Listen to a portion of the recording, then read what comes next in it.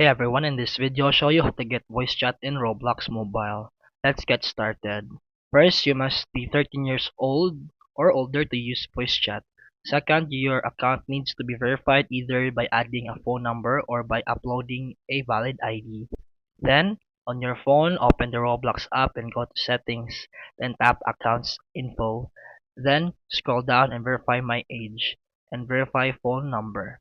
Follow the steps for ID. You scan your ID and take a selfie. For phone, and just enter the code Roblox text you. Once verified, go back to settings and tap privacy and communication settings and find the voice chat. Use microphone toggle and turn it on.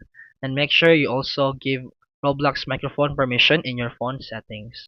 Now join a game that supports voice chat and you'll see a microphone icon above your character.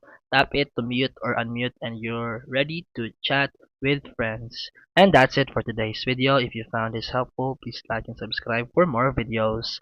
See you in the next one.